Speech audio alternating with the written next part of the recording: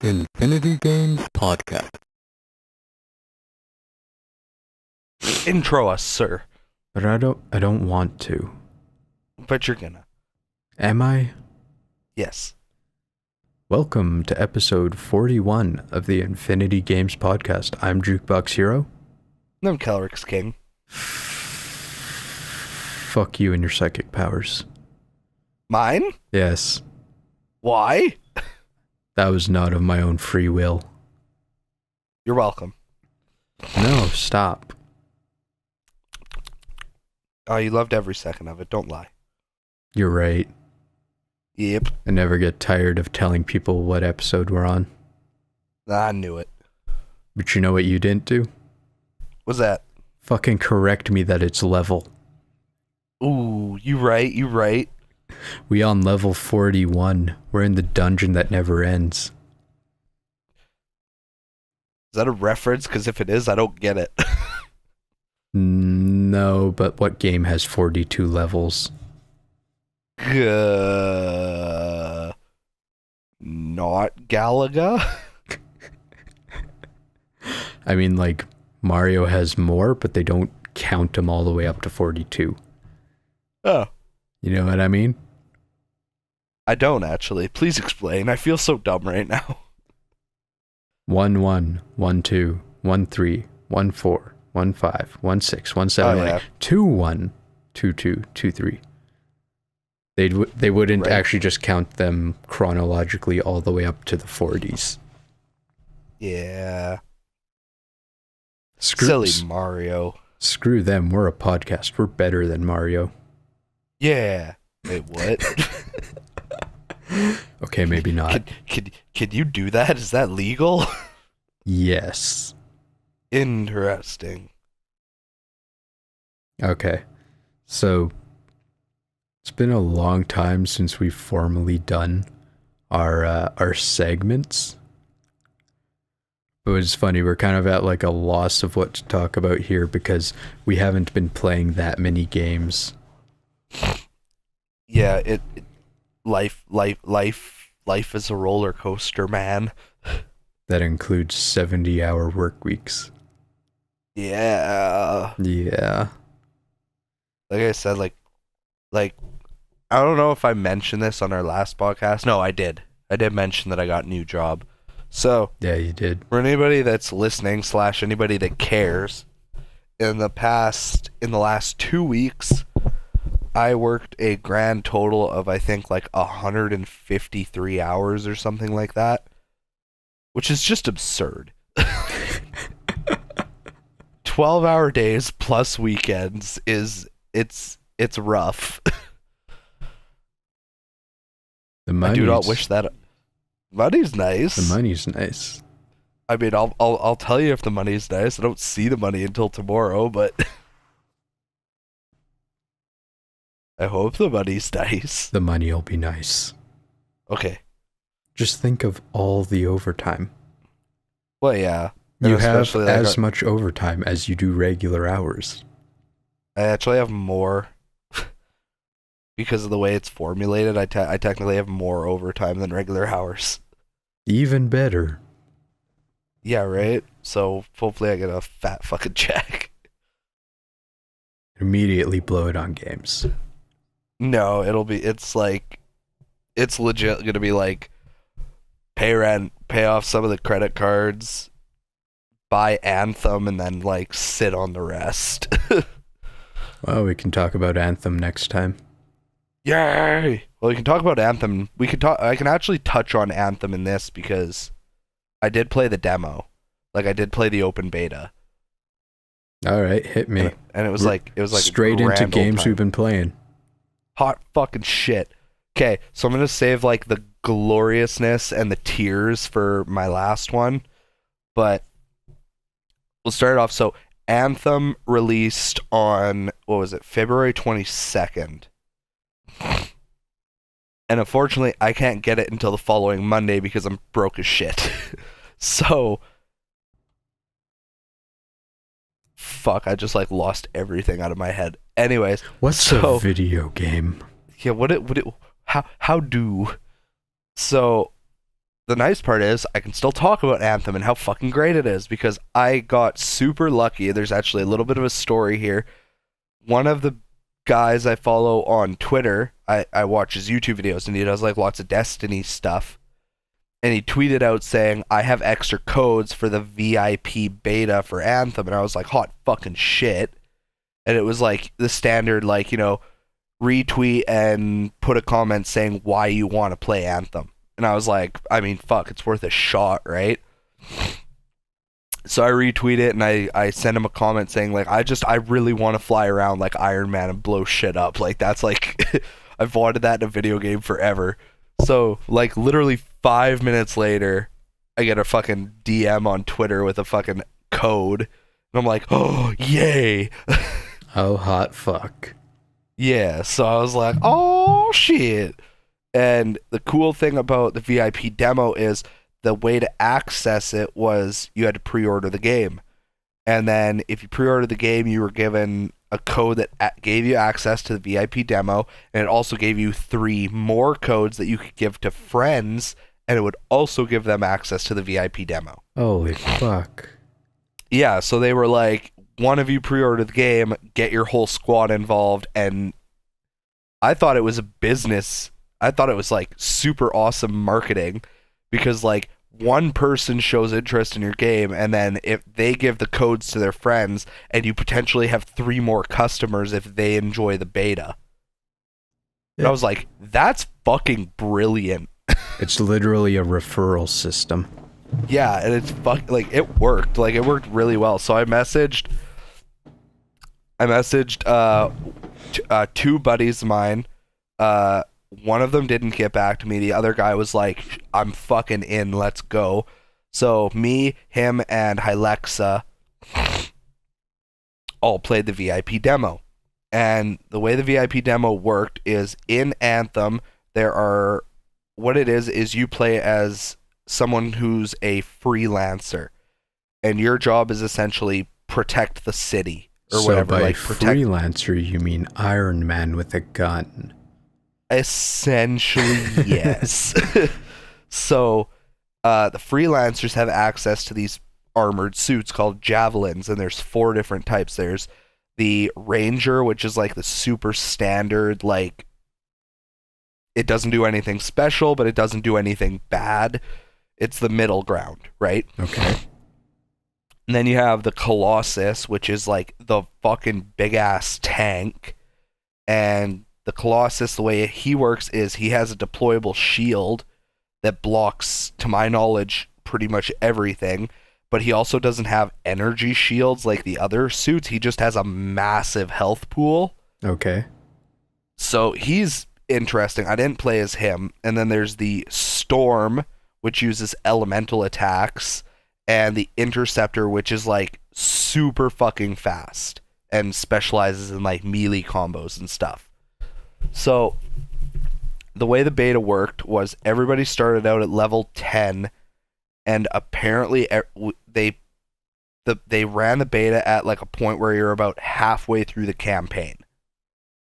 So, you start at level 10, and then when you got to level 12, you were allowed to unlock 1 other javelin of your choosing. Everybody started with the Ranger. So, once I hit level 12, I picked the Storm because I was like, I get to shoot fucking like ice missiles and stuff. I was like, I'm sold. Nice. I was like, I love elemental attacks in video games. Like it's my favorite shit in the world. So I picked the Storm.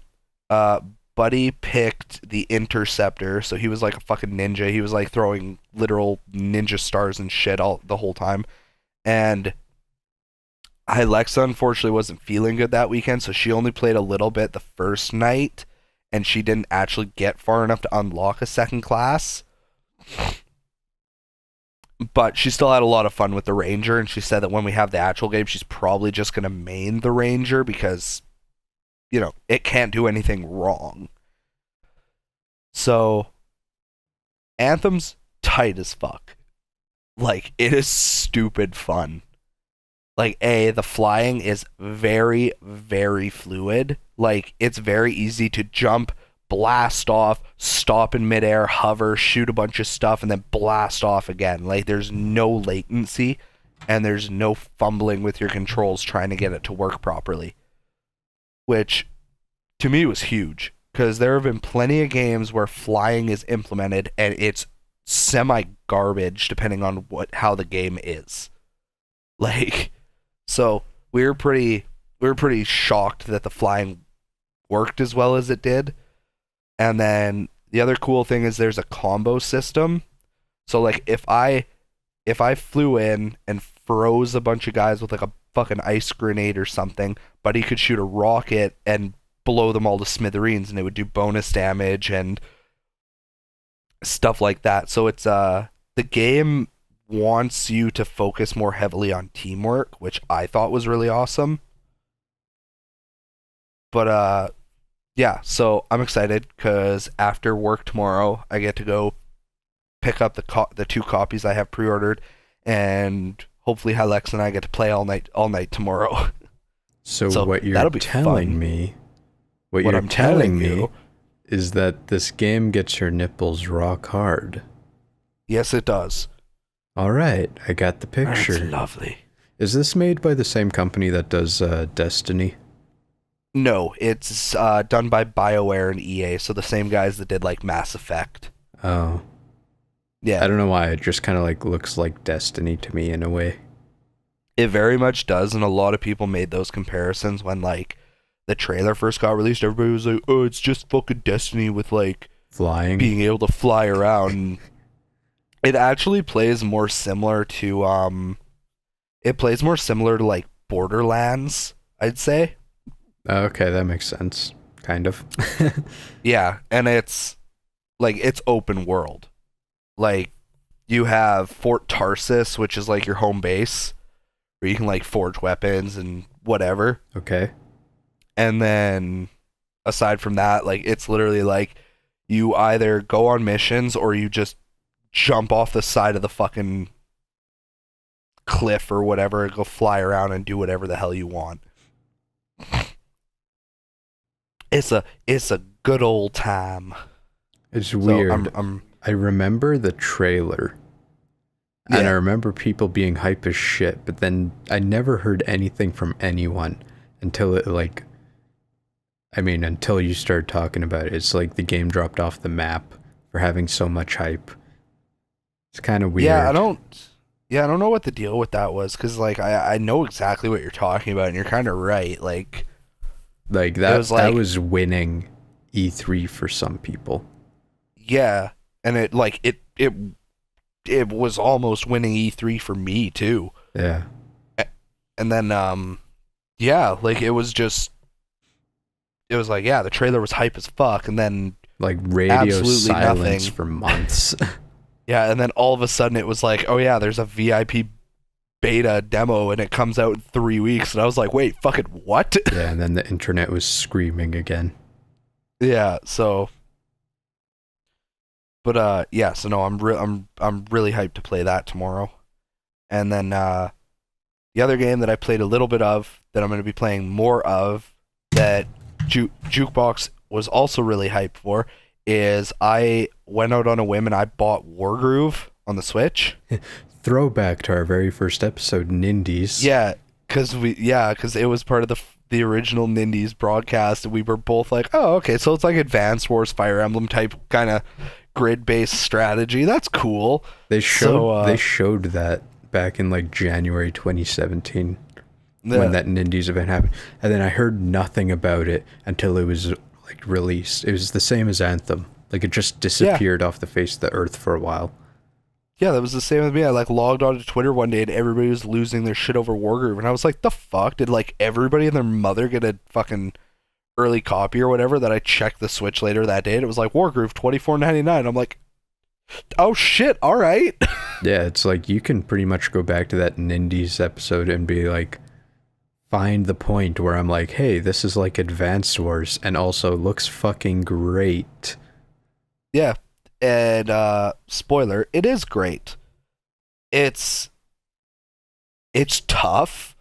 Like I pretty much blasted through the first act without any trouble. Right. And then I got to the first chapter in the second act, and I did one dumbass thing, almost saved myself, and then got blindsided by an enemy I couldn't see. And I was like, "Oh, fuck you." So, it's not an easy game. Like, there are a lot of people that I've seen like on Twitter who have like no shame turned down the difficulty. Yeah. Because it's kicking the shit out of them. Because the tricky thing is, like you and I were talking about this yesterday, but in Wargroove, all of the factions have the same units. The only difference is, what is it? Is the commanders, and each army has 3 commanders. Okay. To my knowledge, I don't know if later in the campaign you play as different armies, but you have like the main, like, you have the Cherry Stone Kingdom or whatever, and they're like the main ones that I'm playing as right now. Okay. So each of the commanders are like super strong by themselves and also have special abilities called grooves, which are essentially like over the course of battle and them killing stuff, getting attacked, they'll charge up. And like Wargroove roll credits. Yeah, pretty much, right? So the way it works is it charges up and then you can use it, and like they're very different. Like one character, his is like an assassination technique where it does 35% damage, and if you kill a unit with it, it instantly recharges. So you can just keep using it, assuming you have weak enemies to abuse it on. The queen of the like main kingdom that I'm playing as right now, she heals in like a fucking, I think like a 3x3 grid around her or whatever. Okay. She heals everybody by 50%. Ooh. And then one other character like drops this crystal that gives everybody like a defense boost. Like, so like you gotta know when to hold and when to fold them type shit, and then every fucking unit is effective against some units and pathetic against others, and then each unit has the potential to do critical hits, but they aren't percentage based like in Fire Emblem. They're placement based, I guess I should call it. Yeah, because like which you have is kind of archers. Weird. Yeah, because you have archers, and they will always hit. They will use critical hits if they don't move. So if they're stationary and you just attack without moving, it'll be a critical hit.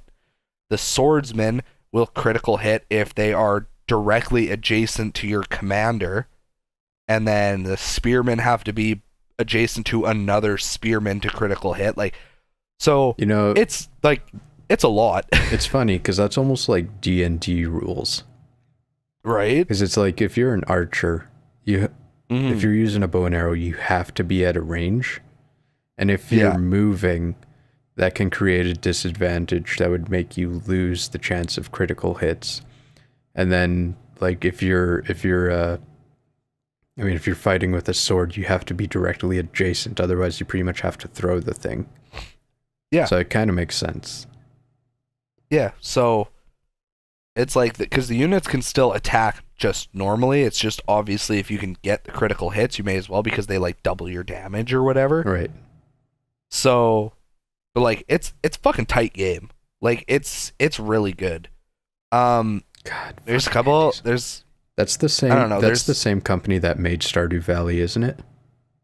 Chucklefish. You'd have to Google it, but I feel like yes. To the Google. War Groove.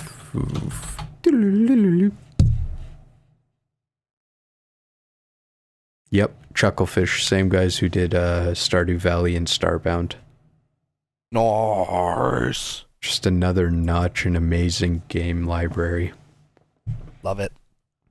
It's kind of funny because that was a part of the Nindies.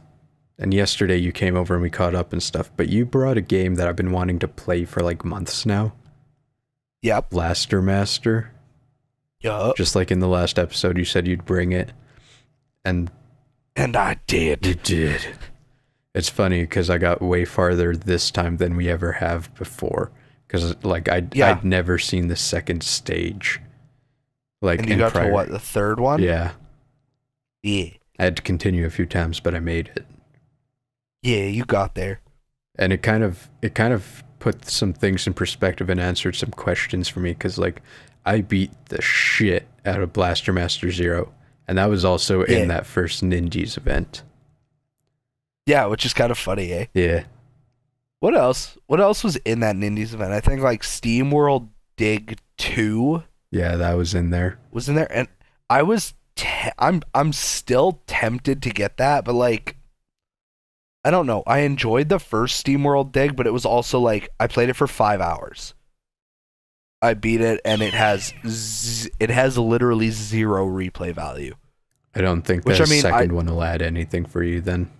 Yeah, no, I don't think so either. Like I bought it. It was like I think $5. And the way I saw it, I was like $5 for 5-6 hours of entertainment isn't a bad deal. Right. So like it was good, but I don't know. I don't think I'll get the second one anytime. I honestly don't remember much else from that first Nindies because I was so long ago. No, now. I don't either. Like I feel like Stardew Valley was in there because it had the multiplayer on Switch, but that could have been another one, and they're just kind of like blend together in my mind. Yeah, I really couldn't tell you. But Blaster Master, the levels they're similar to Blaster Master Zero. Like I wasn't sure if Blaster Master Zero they were like the exact same areas except like juiced up graphic wise, or if they actually made different areas and stuff. But they're pretty much the same. Well, because is Blaster Master Zero just a remaster remake, or is it supposed to be a sequel? It's a remake, but it adds levels. It adds levels. Okay. It adds a lot to the story, and honestly, I think it has more dungeons. Okay. Yeah, but like the controls, even like the weapons in Blaster Master Zero, it feels advanced. Like everything about it feels like if we actually got a good Blaster Master sequel on the Super NES. Yeah. Because like I think there's another Blaster Master, but it's on the Game Boy, so obviously it sucks shit. Yeah. But like the original, I remember dying a lot in it as the like human character rather than in the vehicle, because it's like you fall at all and you just die. And it's the same way in Blaster Master Zero.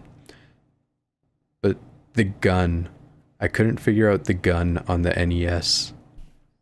Yeah, I had to look it up for you. Yeah. It is like down and B to do the special attack. Because once you get to that second world and you got those slime suckers on the floor, like you just can't hit them unless you got the homing missile. I thought like I was confused because I felt like excuse me. I felt like Blaster Master had like I thought you could like hurt things by jumping on them with the vehicle, but I guess not. Technically, but it hurts your vehicle.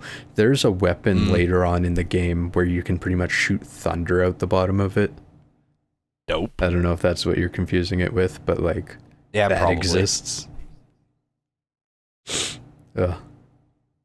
I just still can't. I can't believe that, because I'm pretty sure Blaster Master was like a later NES title that they didn't try and get saving in there, because that's a really long game. Yeah, because you played it for like 2 hours. Was it 2 hours? Well, it felt like 2 hours. Might not have been that long. Yeah, but like still, like that's quite a commitment to not even have a password system. Yeah. Like I feel like an average playthrough of the original game is probably somewhere around like 6 hours, unless you've beat it before. Yeah, know exactly what to do. Because like even though I just played it yesterday, I don't think I'd be able to actually like remember which cave I had to go into in the first area in order to get the actual weapon upgrade. You know what I mean? Yeah, the hyper. Yeah. literally called the hyper. Meanwhile, speedrunners are just like, what do you mean? That's like a 24-minute game. Ugh. I feel like Blaster Master would be a really easy game to learn to speedrun. Oh, probably. I feel like I definitely agree. I feel like it'd be on like the upper spectrum. Yeah. It's like most NES games, I kind of feel like that, because for the most part, your path is like 100% set, and then it comes down to muscle memory almost. Yep. That's like, in my opinion, I feel like original Mario Bros. Would be pretty easy. Right. It'd just be practice to make sure you're hitting the jumps and sprinting when you need to sprint and all that. Like, it would just be that. I feel like if you sat down with like a guide, like to teach you how to speedrun it, and like you took like a week and just went, like, I feel like you'd be blasting through Mario Bros in like 7 or 8 minutes in no time. I feel like in a single day you could probably get to the point where you're beating it in like 20 minutes, and after like 3 you could probably have it down to 10. Yeah, probably, because it's like at this point, you know, everyone in existence can already run through all the way to the 8th world using the warps real fast. Yeah. Right? It's just the matter of figuring out where the things in the 8th world are placed so that you don't accidentally jump into Goombas or whatever. It's like... Yeah, because that's like the hardest part of it. Like, even if you aren't doing like, you know, frame perfect jumps and getting like reaching the frame rule at the end of every level and all that, so maybe you get fireworks. I mean, you can run Mario really fucking fast with just a little bit of practice. Well, I mean, fuck, like, even me, like, I'm dog shit at fucking Mario, and I can still get through like the very first world in like 20 seconds. Like, right. It's not too fucking crazy. So yeah, no, I definitely feel like that's the kind of a thing with like the older games too, is like everything in the games is set to a specific pattern. Yeah. Because that was just how things had to be coded back then, because, you know, computers could only handle so much, whereas now you can literally set shit to be random as fuck. Right. Like, I've watched like speedruns of Bloodborne and shit like that, and like the runners are constantly through the entire game going, RNG, hopefully this goes the way, RNG. Hopefully it goes the way we're supposed to, or we're gonna have to fucking improvise. Whereas any fucking time you watch an NES game, it's like, no, this is the exact same every single time. It's just like, it's not a problem. When you're watching the NES games, it's like, yeah, so he just dodged a bunch of hidden death blocks, and here's an impossible jump, and I know he made that look easy, and oh, we're done the game. Yeah, that's literally it every fucking time, especially when you watch like Mega Man speedruns. You're like, yeah, so this jump is like super frame perfect, like it's almost impossible to pull off, and oh look, he did it first try. Every goddamn time. Every fucking time. Oh. The bosses in Blaster Master were pretty close to Blaster Master 0. Like, yeah. I could tell in like Blaster Master 0 which bosses they were trying to emulate in the original. Like, they pretty much carried them right over. It was pretty cool. Oh, excuse me. I only saw you fight the first level boss, like the guy with the big whip arms. No, that's second level. Was it? Okay, then I completely missed the first level boss. Yeah, the first level boss is like Mother Brain, pretty much. Oh, okay. Yeah. Gotcha. Yeah, no. I know you, I told you to take it back with you, but at the same time, I'm kind of really curious to see how the game ends. Because I can't remember if there's a cutscene or not, because Blaster Master 0 added so much more at the end. Well, yeah. It's like you beat it, and then there's a whole nother world to go through.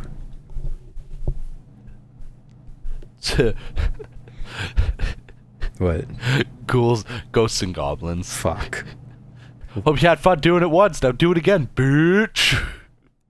Feel like a bitch playing that game. Right? God. Okay. And you know what? I'm gonna tell you the other game I was playing, because this will be really fast. Then you can give us all the feels, I guess. No, Okay, hit me. I mean, I'm still playing Super Smash Bros. Yay! I have maybe like 200 spirits out of like the 1300 there are. Oh, weak. Yeah, I can't deny that. Those rookie numbers. You gotta get those numbers up. Bruh. No, it's pretty good. I got the Piranha Plant DLC. Oh yeah, because you got that for free because you pre-ordered or whatever, right? Yeah, day one purchase or whatever it was. Yeah. But honestly, don't like him very much. No? No, I mean, I thought he looked fun. love all of his moves. I just don't Yeah. have a lot of fun playing with him. That's fair. And lately, I've become a Captain Falcon main, which is incredibly God. fucking weird. It's like my old, like, Smash Bros. On Wii U and 3DS, Sheik was my main, but Sheik was OP as fuck. Yeah. But, like, they nerfed her in a way, and she just does not feel as agile as she did before. She's still one of the faster characters, but, like, Captain Falcon's got some good power, even if his punches are, like, super short distance. Mm-hmm. I remember I had a big issue with Smash for a little while, because, like, in Melee, I mained Marth. I loved playing as Marth. Right. And then Brawl came out, and they, like, doubled his speed, so he was, like, impossible to fucking control. And they literally didn't fix that until Smash Ultimate. Really? Where, like, oh my god, dude, his sprint speed was fucking stupid. I guess I never noticed, because I never played as Marth. Yeah, no, like, it ruined him for me. I was like, I literally can't control this guy. Like, I was flying all over the place. I couldn't do shit. Fucked.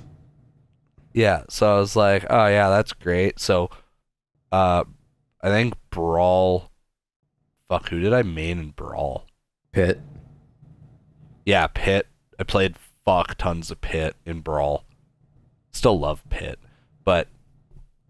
And then, when Smash 4 came out, I think I switched to... Fuck, who was it? I switched to Little Mac. Right. I really liked playing as Little Mac. I remember that shit.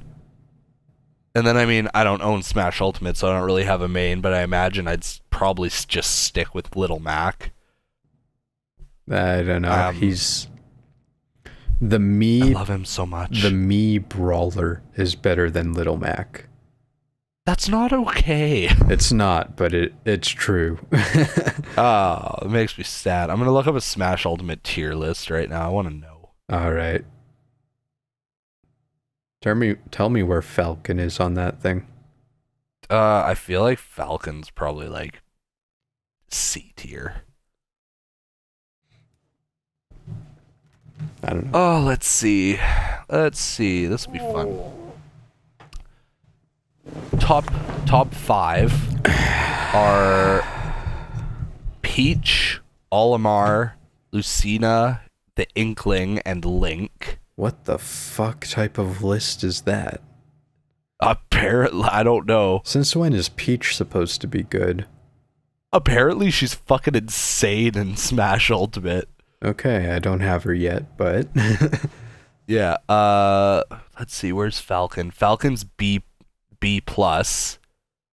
Okay, So, I can like, see that. If I made this list easier, like, S tier is like Daisy, Peach, Olimar, Lucina, Inkling, and Link.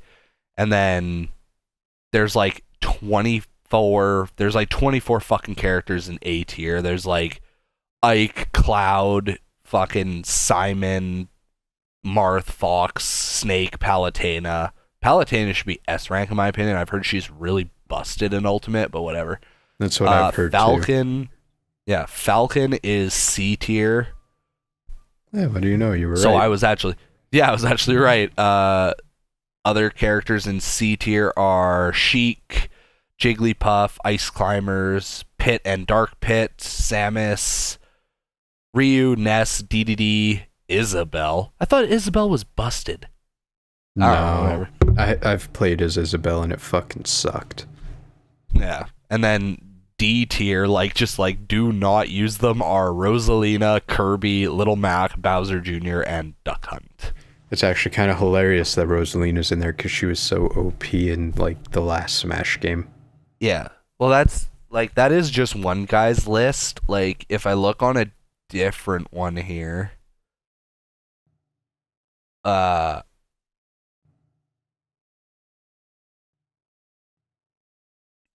fuck. Who am I looking for again? No, yeah, Rosalina's like, I guess she's just not as good anymore. Womp womp. Yeah. Okay. Fuck yeah. Smash. Hit me with the big one. Okay, so Kelryx cried a lot a couple of weeks ago because things happen, man. So in our last podcast that we did, and again we know it's been a while, but I've been very busy, and Jukebox is a very tired boy. So both of these statements are very true. Both of these statements are very true.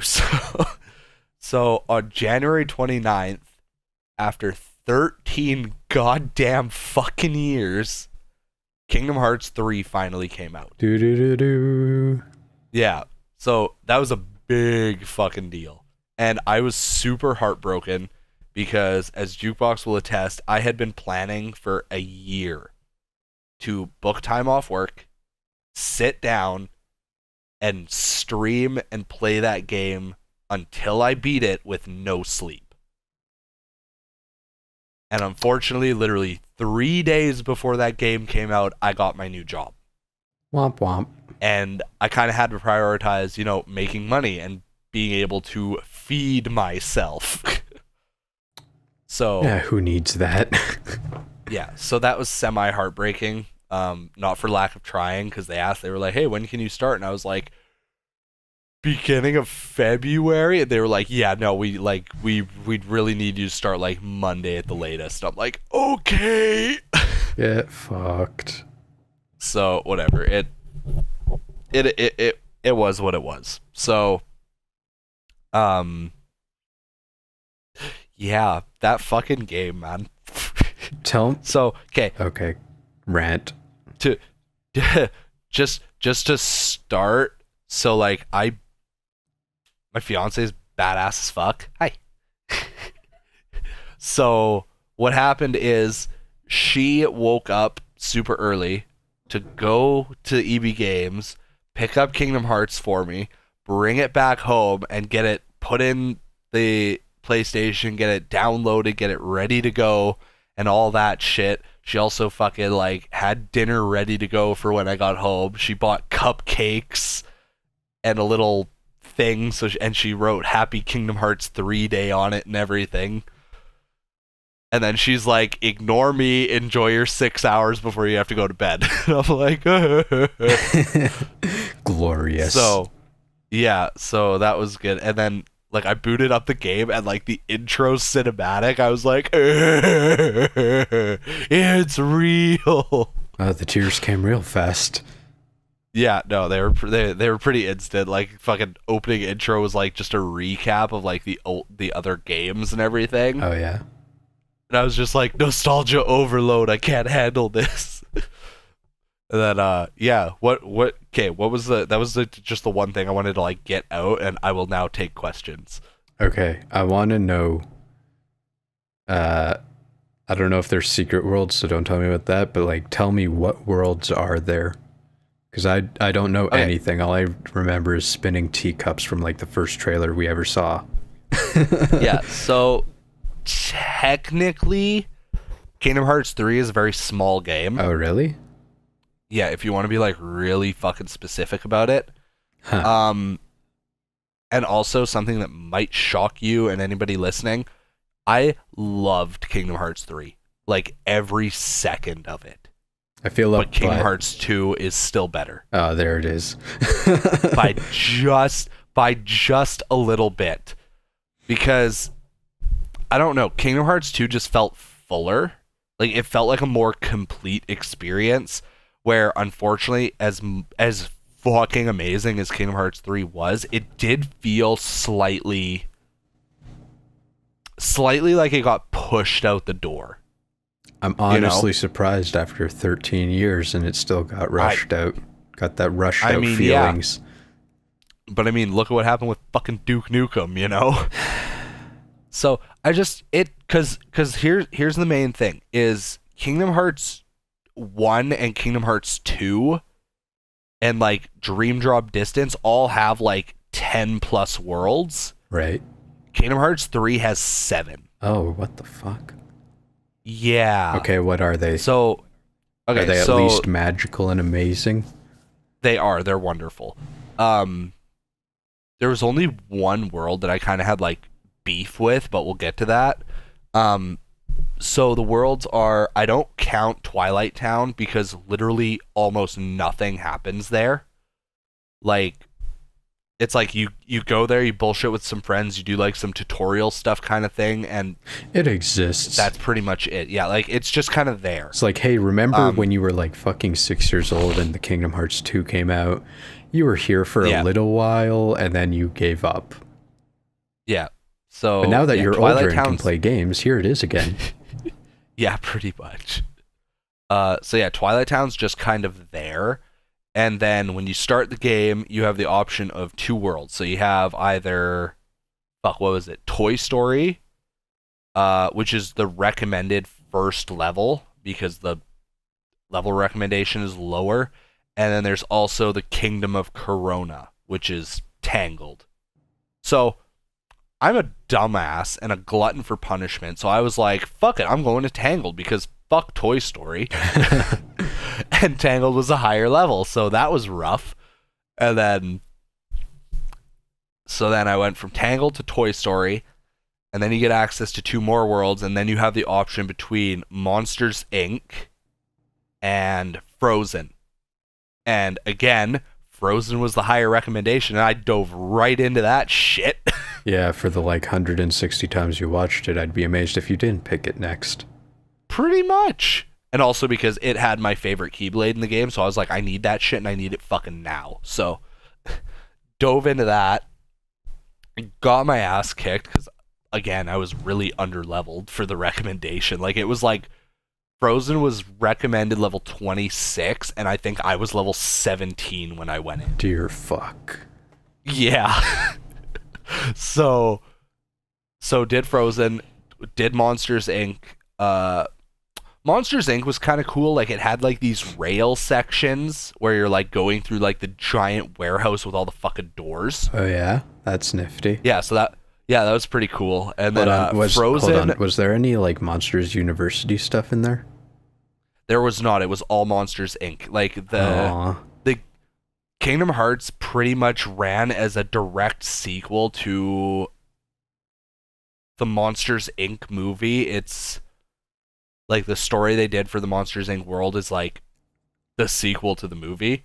Oh, okay. And they did the same thing with Big Hero 6. And then, so after Frozen and Monsters, Inc., then you go to Big Hero 6 and Pirates of the Caribbean.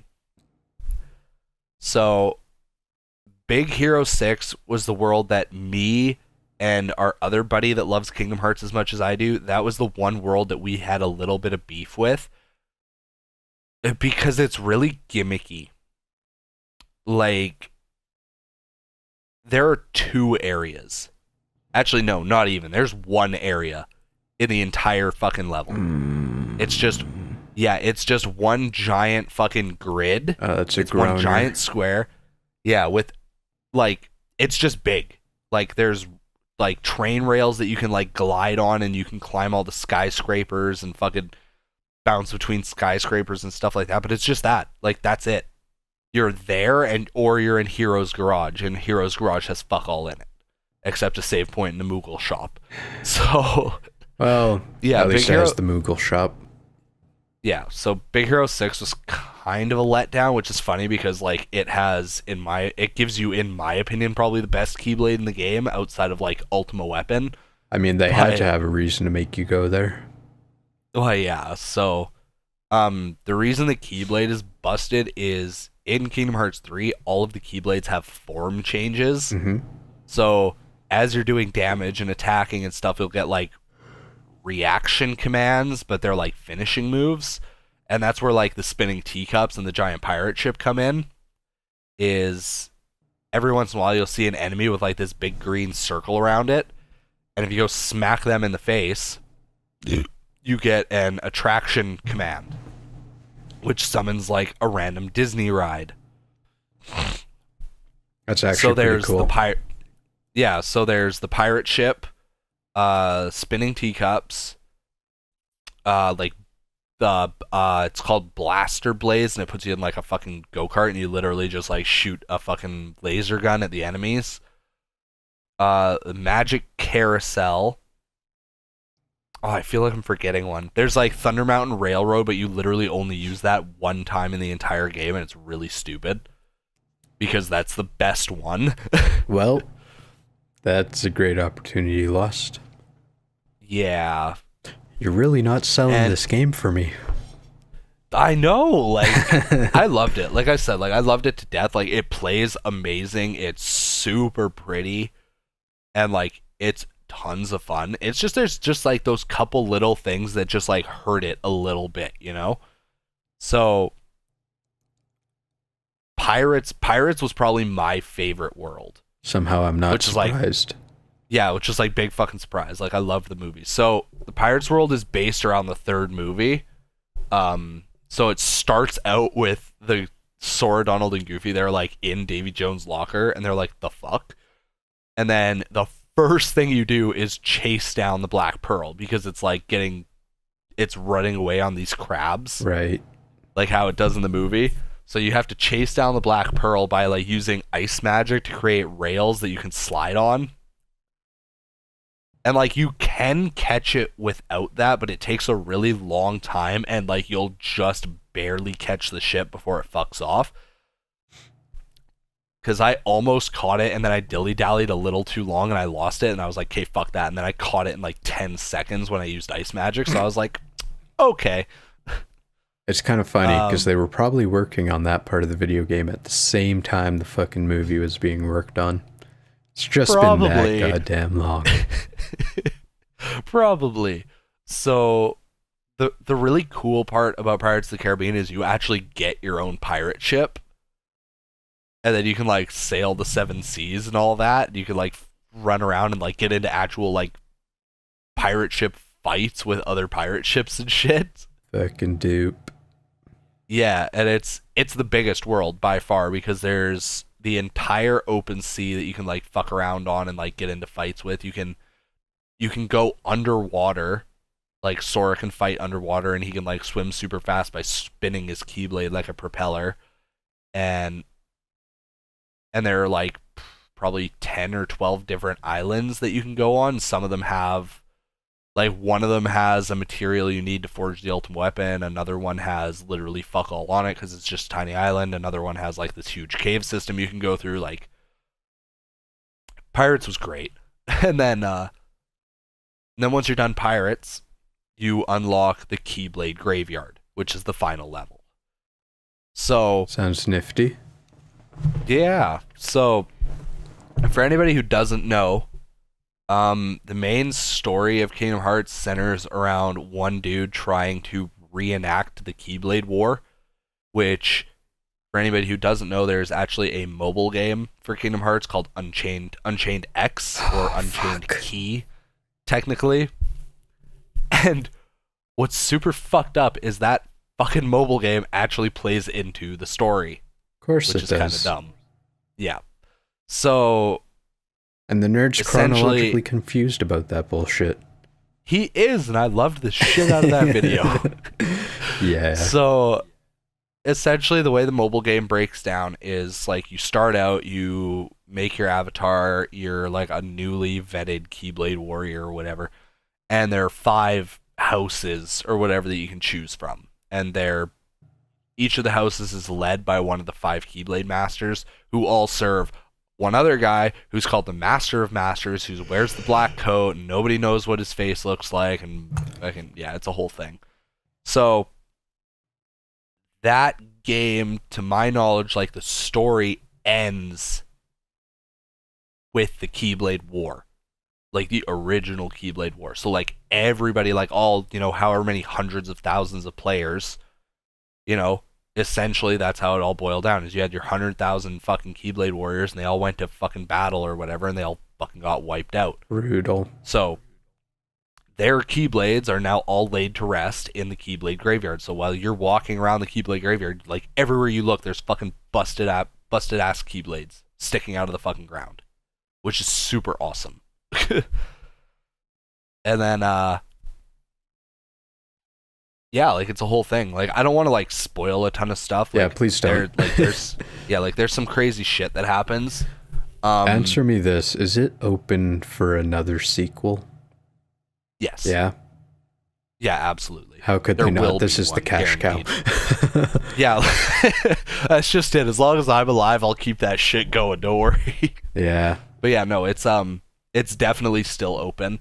I did not expect at all for them to like wrap it up and be like, here it is. But at the same time, I kind of wanted it to be, like I kind of wanted it to be like a 60-hour hardcore, like sit down, shut up, and fucking feel here's all the answers. Yeah, right? Like I kind of wanted it to be like that, but like once I got to the end and it was obviously open for another game, I was like, I'm okay with this. And then so what happened is there's one thing I can tell you that you'll be excited about that won't spoil anything. Okay. At the end, after like the secret movie and everything, the next game is like 99% going to involve the world ends with you somehow. Oh, nifty. Yeah, which is super also cool. What the fuck, but nifty. Yeah, right? So, because they, like again, for anybody who doesn't know, the world ends with you characters like Neku and Beat and whatever, they had a cameo in Dream Drop Distance when you go to Traverse Town. Like, they're running around in Traverse Town playing, what's it called? The Reapers game or whatever? I don't remember. I don't know. I haven't played the game, but yeah, so the next game is very, very, very likely going to involve the world ends with you in some way or another. And it's probably like the only reason why they remade it. Yeah, probably. They were like, all right, okay, we got to get the hype up so people know what's going on. It's like, remember that thing you don't remember? Well, it's time to start remembering it because you need to remember it. Yeah, I'm bummed because it's like I want to play The World Ends With You, but the DS copy is expensive, and DS emulation is not good. And apparently the new version kind of sucks. Yeah, apparently the new version's complete ass. So, like, I don't know. If I could find a copy or, like, find somebody to lend me a copy on the DS so I could play it, I gladly would, but I feel like you could get a copy without the case for probably around $20. Maybe, but every time I've gone anywhere, I haven't seen a copy of it. So, womp womp. Yeah, I don't know. I'll keep my eye open. Nice. To end, just so like everybody knows how hard this game hit me in the fucking feelings. Probably every hour that I played the game, I wanted to cry. My final playtime was 29 hours and I think like 53 minutes or something, so just shy of 30 hours. And like, I didn't fuck around because my whole thought process was, if I had been able to sit and stream the game, I would have fucked around. And I would have like, you can like do like, Sora has like a phone or whatever. So he can do like the picture mode shit. Okay. And the picture mode is actually important, which I thought was cool. So there are these things called lucky emblems, and they're essentially just anything that's shaped like a Mickey Mouse head. Right. And so if you play on standard mode, you need to take 50 pictures of 50, you need to find 50 different lucky emblems to unlock the secret movie. You know what this is? And what? When Disney had like direct-to-DVD movies like Lion King 1.5, yeah, and the special fucking features of every single one of those, it's like, if you can see the Mickey Mouse heads hidden throughout, hit the OK button on your DVD player. Yep. That's like that at Disneyland too, hey? Oh, on God. every single ride in Disneyland, there is a hidden Mickey somewhere. Murderize me. Yeah. So and then if you want to forge Ultimate Weapon at the end of the game, you need to find 80 of the lucky emblems, and there's 90 in total. So it's like, get Find a guy the hidden Mickey, get liquored, bitch. Yeah, pretty much. So like, if I had been able to sit and stream and not worry about it, I would have fucked around and probably like done a bunch of bullshit. Like I would have done like a bunch of cooking with Ratatouille, and I would have, probably fucked around with the gummy ship more and stuff like that. And but my main thought process was, I'm working fucking 12-hour days, and I have about 4 hours per night where I can play. And I was like, the longer I draw this out, the more likely I am to catch spoilers. So I was like, I need to get the fuck through the main story as fast as possible. Right. Because I was like, if I fucking boot up Instagram one day and I see like let's say like an important character death or something, or Sora's transgender, so like some dumb shit, right?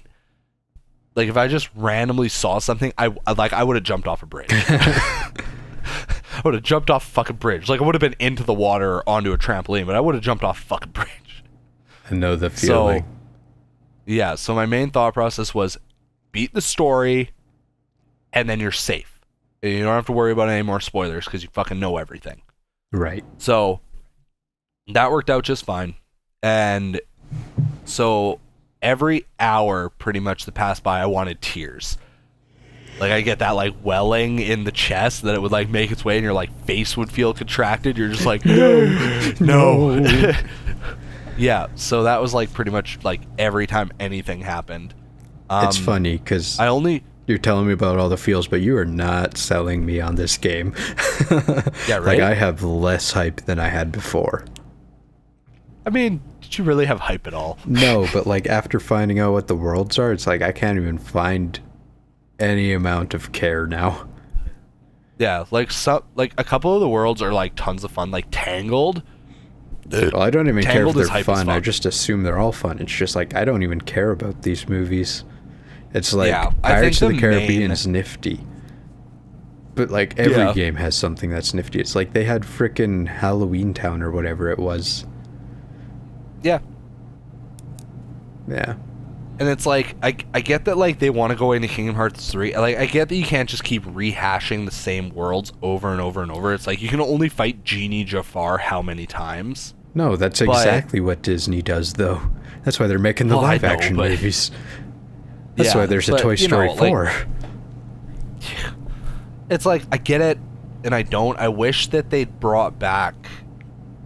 I wish they brought back at least a couple of the levels. Because like I said, when it came to Big Hero 6 and Monsters, Inc., like, the levels played out like a sequel to the movie. So, in my head, I was like, okay, well, why didn't we just... why didn't you bring back a couple of, like, the OG worlds and do the same thing? Yeah. Why didn't you, like, give us Aladdin and make it so that Aladdin and Jasmine, they're married now, and, they're the Sultan and the Queen, or, like, however fucking it worked in the movie. I don't know. I have no clue. Whatever. Yeah, so, like, I'm like, so if you can do, like, the sequel to the movie thing with a couple of the worlds, why didn't you do it with some of the other worlds? It's like the only But- classic world that I remember from the list you told me there is, like, Toy Story. Yeah, but Toy Story's never been in Kingdom Hearts before. I know, it's nifty, but, like, when you think of Kingdom Hearts 1 and 2, they were, like, filled with them. Yeah. And then Kingdom Hearts 3 was, like, the one... Well, Monsters, Inc. is pretty old now, too. I but, guess it's, like, 16 years at this point. Yeah. But it was, like, completely mostly ignores Monsters University, which isn't as old. Yeah. It's not as far from the Society's collective, you know? So, I mean, you play through, and like I also have like a little bit of an issue with the worlds, but it's like you play through and the way that it all kind of feeds into itself, like story-wise, it makes it work. You know? At least that's good. Yeah, so like as far as it like goes, like how the organization goes about stuff in said worlds, like it's fine. Like I didn't find myself like, oh my god, this world was just so stupid. Because like even Big Hero 6 with like the world was not structured well, because like I said, it was essentially just one big area and nothing else. But the way that the story events play out is still perfectly good, you know? Yeah. And then, so yeah, I only actually shed tears twice. That was once. Only. That was once during the opening cinematic, and that was just like a massive nostalgia bomb and like sudden realization that this game is real and I'm actually fucking playing it. After being, you know, tugged around by the dick for the last fucking 4 years. And then right at the very end, there is a CGI cutscene that fucking, like, same thing, like, just a massive nostalgia bomb, and, like, it's, like, just the culmination of everything, and I had, like, endless tears. Like, I just had, like, mad tears coming out of my eyes, and Hylex is over playing, like, Overwatch. She looks over, she's like, are you okay? And I'm like, no, I'm not. I might just have to, like, watch this on YouTube. Yeah. Because God knows I probably won't play it for, like, another decade. Yeah, so, I mean... Yeah, no, that the final cutscene, I was just like, so, but yeah, overall, like 9.7 out of 10. Just give it the 10, you bitch. No, I can't, because of the like those tiny little things. Okay, fine. It was Jesus, like, you're silly. 9.7 is a fitting fucking rating then for a series that has a game with 2.8 in the fucking title. Yeah.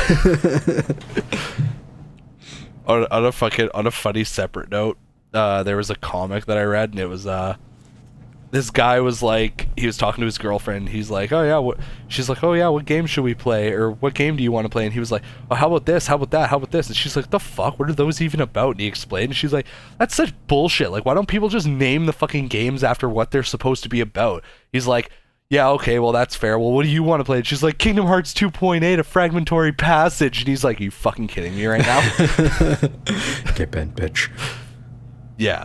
So, no, yeah, Kingdom Hearts 3 was wonderful. It gets all my feels. I lent it to Buddy so that he can also experience the feels. Well, I'm glad you finally got to have your feels. Me too. Now I wait 7 more years for the 4th one. Perfect.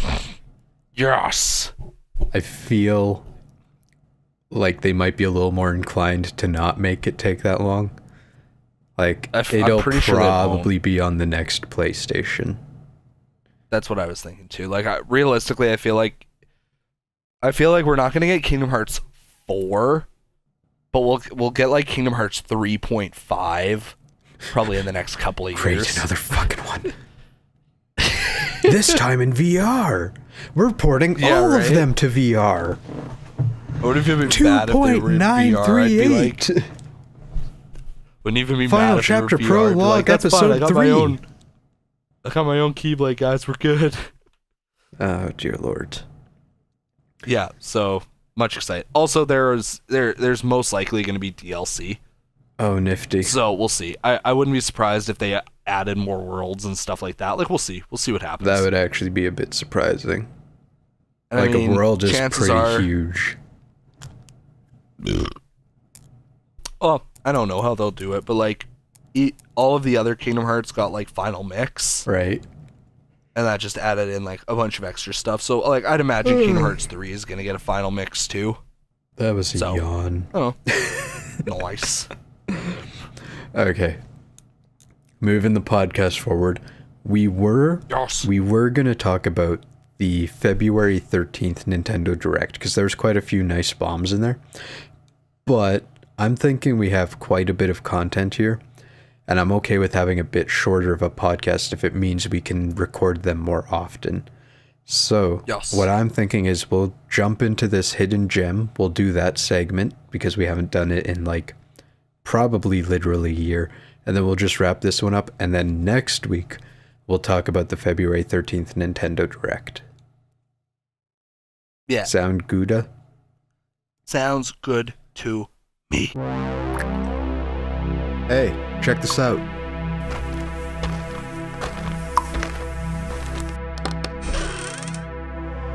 Ooh, shiny. Hidden gems. Okay, so hidden gem time. Yeah, hit me with it. Fantasy Zone on Sega Master System.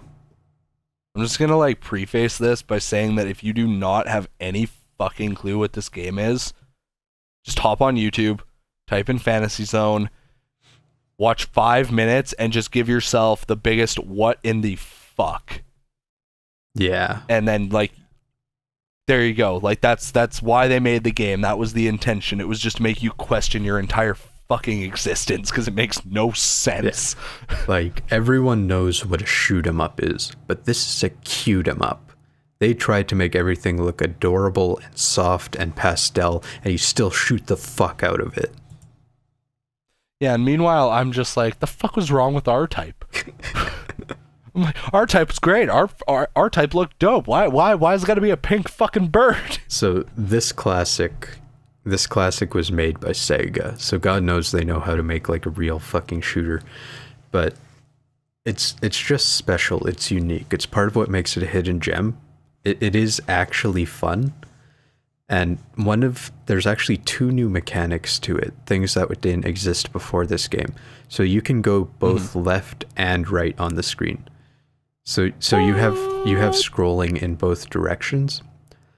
And the system for upgrades is whenever you shoot an enemy, they actually like turn into a coin, and the coin like falls and bounces off the bottom of the screen. So it's not like other shooters where it just kind of like floats there until you collect it. And then you can like enter a shop and do upgrades. Nice. So it was originally an arcade game, and then the version I have is on the Master System, so that's why I recommend that one. But I mean, this has been re-released on like everything in existence, and it has like mostly in Japan, but it has like 1 million sequels. So let me read you the plot of this. Like I have the manual. I did not read it, but like this is the plot off of Wikipedia, and it just kind of made me go like, what the actual fuck? In the space year 1422, the Fantasy Zone was cast in panic at the collapse of the interplanetary monetary system. The Space Guild brings to light the plans of the planet Menon, whose forces are stealing the other planet's currencies to find a huge fortress in the Fantasy Zone. Opa Opa is sent to stop the invading army and discover who is behind it. In the end, it turns out that the leader was none other than Opa Opa's long-lost father, a revelation that leaves Opa Opa with mixed emotions. May I remind you that Opa Opa is the fucking spaceship with wings and feet. Yeah. That's a motherfucking roller coaster ride for a tiny little arcade game. I give you Japan. Oh, dear Lord. And you know, at one point, Opa Opa was actually considered Sega's mascot. Oh god. In Japan, like that's how big they were trying to make this series. That's not okay. Like before Mario was a mascot, and video game publishers were pushing like animals and cartoonish character type people as mascots, this is what they had, a fucking spaceship with feet. Fuck. Yeah. I don't know. I love Japan. Love what they do for us. Love what they do for the world. But sometimes I just cannot wrap my head around them. I don't know. But yeah, that's our hidden gem for this week. It's called Fantasy Zone. Please just go watch a YouTube video on it. Like, it's fucking ridiculous. Yeah. And this kind of set the stage for other cute 'em ups and for parody shooter games like Parodius, where things get like actually ridiculous. Like this is the precursor to that. We're also gonna try and bring hidden gems back. Like Jukebox, like right before we started recording this, was like, "Hey, we should do a hidden gem," and I was like, "Fuck."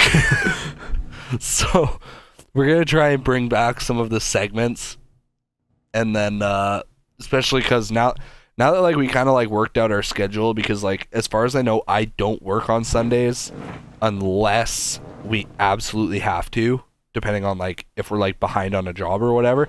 And Jukebox has a short shift, so he's okay to record as long as it's like right after he gets home and he still has, you know, a little bit of gas in the tank. Yeah, getting up at 3 o'clock does not. I need a nap. Let's put it that way. Yeah, exactly. So we got it figured. So hopefully we can. So yeah, stick to it and put out content regularly. Yeah, let's hope. And we're still next week. Sorry, go ahead. Next week is level 42, and that's a momentous occasion. We've been hyping up to that for like 2 goddamn years. Which is funny. I mean, because if we'd been able to like stick to the schedule, we'd be on like episode fucking 94 right now. Yeah, pretty much. Fucking wild. That's okay. And it's funny because we're hyping up 42 so much, and it's literally just to tell like a 1-minute story. Pretty much, yeah. But I'm excited for it. So, like, I mean, that's what 42 is all about, man. Yeah. I'm just gonna, you know, we'll just read them The Hitchhiker's Guide to the Galaxy. That's what we'll do. We'll do the radio play. That way, it's only like 20 minutes. I like it. I like it a lot. I have the radio play on vinyl. We'll just stick that on. We won't even have to talk. Nice. Smart. Okay. You want to wrap this All one right. up? Sure. So, like we said, this has been episode 41. Level. The Infinity Games. Level 41 of the Infinity Games podcast. I'm KelryxsKing. And that was your mating call. Yes, it was. Level. Yeah, pretty much. You discovered my secret. Yeah, in other news, I'm Jukeboxhero. And like I said before, I'm KelryxsKing. Motherfucker, that was the point. Bah! Okay, thanks for listening. Okay, thanks, bye. Bye. Hey, dude, can you do me a favor? Depends. Can you just go, ooh, shiny?